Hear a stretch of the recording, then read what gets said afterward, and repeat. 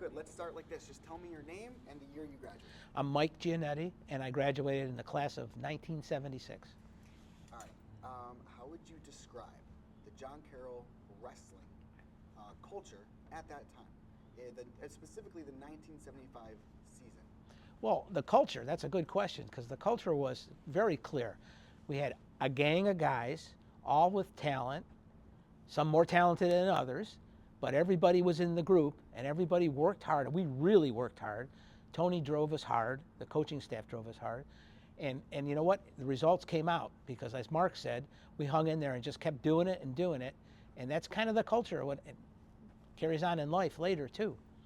It's amazing. Coach DiCarlo, what did he mean to you personally and to that team at the time? Well, it's obvious what he meant to the team, because he's the guy that pulled the whole show together, got all the players to be there, and ran the whole operation. But for me, he was I don't know what I would say other than he was somebody you had to respect, you had to admire, you had to respect him because of what he could accomplish and the group that he put together. And while you're on the subject, you might as well know he had some great assistant coaches. He really did. Danny Ware and Chuck Angelo. I mean, those guys could do it. If Tony DiCarlo didn't do it, then Danny Ware picked it up. If he couldn't do it, then Chuck Angelo did. And they all had their own little thing that they were best at, and it was like a perfect combination. Love that. All right, beyond wrestling, how has wrestling impacted your personal and professional life? Well, you know what it teaches you. You're going to get your face rubbed in, especially in life, and it teaches you've got to get back up and dust yourself off and do it. And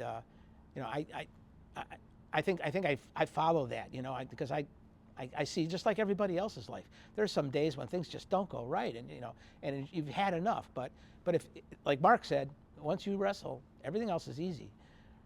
The 1975 season, who were the unsung heroes? Guys that didn't get headlines, or make but they still made the team special.